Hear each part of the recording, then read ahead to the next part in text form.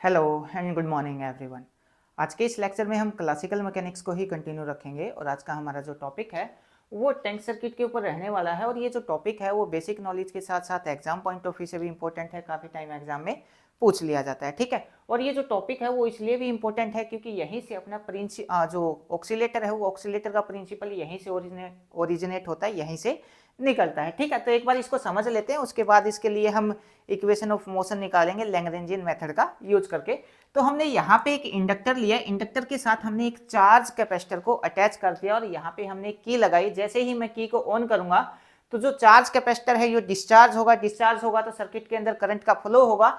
जब इस एल के अंदर करंट का फ्लो होगा तो यहाँ पे फ्लक्स में चेंज होगा तो ईएमएफ इंड्यूस होगी। और इंड्यूस ईएमएफ को हम बैक ईएमएफ भी बोलते हैं। पर इंड्यूस ईएमएफ की डायरेक्शन बताने के लिए हम लेंज लॉ का यूज करेंगे, जो कि अपने को बोलेगा कि जो बाहर से करंट की डायरेक्शन है ठीक इसके अपोजिट इंड्यूस ईएमएफ की डायरेक्शन होगी। तो जो इंड्यूस ईएमएफ है वापस इस कैपेसिटर को चार्ज कर देगी और यही प्रोसेस बार बार इसके अंदर चलती रहेगी कि कैपेसिटर इनिशियली चार्ज था, चार्ज से डिस्चार्ज होगा तो सर्किट में करंट का फ्लो होगा तो एल में जो इंडक्टर है इसमें फ्लक्स में चेंज होगा तो ईएमएफ इंड्यूस होगी। इंड्यूस ईएमएफ की डायरेक्शन बाहर के करंट के अपोजिट डायरेक्शन में होगी तो इंड्यूस ईएमएफ वापस से इस कैपेसिटर को चार्ज कर देगी, ठीक है। ये प्रोसेस बार बार चलती रहेगी और यही प्रिंसिपल अपना किसका है, ऑक्सीलेटर का है, ठीक है। अब इसके लिए अपने को निकाल ली है equation of motion Lagrangian method का यूज करके। और इक्वेशन ऑफ मोशन निकालने के लिए अपने को एल का पता होना चाहिए। एल क्या होता है, टी माइनस वी। टी क्या है, यहाँ पे पोटेंशियल एनर्जी है और वी क्या है यहाँ पे,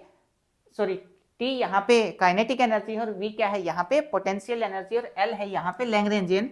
तो काइनेटिक एनर्जी क्या होती है अपने पास, हाफ एम वी स्क्वायर होती है। इसी से हमने काइनेटिक एनर्जी लिखी हाफ एल आई स्क्वायर, क्योंकि सर्किट के अंदर करंट का फ्लो हो रहा है, फ्लो है तो काइनेटिक एनर्जी हमने इस टाइप से लिख दिया। इसको थोड़ा सा और सिंप्लीफाई करूं तो हमने लिख दिया हाफ एल क्यू डॉट का स्क्वायर, ठीक है। चार्ज का टाइम के रिस्पेक्ट में डिफरेंशिएट करूंगा तो क्या आ जाएगा अपने पास, करंट ही निकल के आ जाएगा। ये तो आई अपने पास काइनेटिक एनर्जी। अब अपने को चाहिए पोटेंशियल एनर्जी हम कैपेसिटर वाले केस से उठा लेते हैं। 12th क्लास में हमने एक रिजल्ट ड्राइव किया था एनर्जी स्टोर इन कैपेसिटर और वो कितना था अपने पास, क्यू स्क्वायर बाय 2c। ये एनर्जी स्टोर इन कैपेसिटर हमने 12th क्लास के अंदर निकाला था, ठीक है। ये दोनों वैल्यू उठा के यहाँ पे पुट कर देते हैं तो अपने पास जो एल की वैल्यू हो वो क्या निकल आएगी, हाफ एल क्यू डॉट का square minus Q square by 2c, ठीक है। अब यूज करते हैं लैग्रेंजियन इक्वेशन ऑफ मोशन का। और लैग्रेंजियन इक्वेशन ऑफ मोशन का यूज करते हैं तो लैग्रेंजियन इक्वेशन ऑफ मोशन क्या है अपने पास, ये आ जाएगी D over D T curly L by, एक सेकेंड मैं लिख ही देता हूं,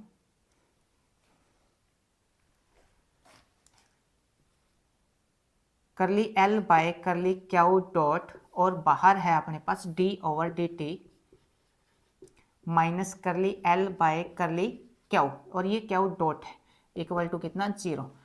एल का क्या करेंगे, एल का क्यू डॉट के रिस्पेक्ट में डिफरेंशिएट करेंगे तो कितना आ जाएगा अपने पास, डी ओवर डी टी और ये आ जाएगा अपने पास 2 आगे जाएगा एल क्यू डॉट माइनस, अब इस एल का क्यू के रिस्पेक्ट में डिफरेंशिएट करेंगे तो 2 आगे चला जाएगा, 2 से 2 क्या होगा, कैंसिल हो जाएगा और ये आ जाएगा minus Q C equal to ये आ गया अपने पास 0, ठीक है। इस dt को उठा के अंदर लेके जाऊंगा, d और dt को उठा के अंदर लेके जाऊंगा तो l क्यू डबल डॉट हो जाएगा, माइनस माइनस प्लस हो जाएगा, Q by C equal to कितना मिल जाएगा अपने को, 0 मिल जाएगा, ठीक है।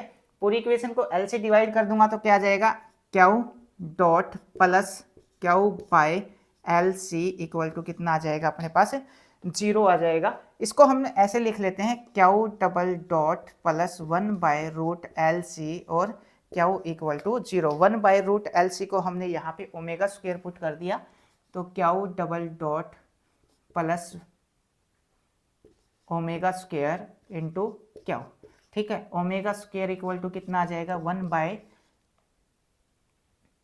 बाय एल सी स्क्वायर को इस तरफ लेके आऊंगा तो ओमेगा इक्वल टू कितना आ जाएगा, 1 बाय रूट एल सी, ठीक है। ये हमने इसके लिए इक्वेशन ऑफ मोशन भी ड्राइव करके बता दी। अब अगर इसमें कोई भी बात समझ ना आई हो तो आप मैसेज करके या कमेंट करके पूछ सकते हैं। Thank you.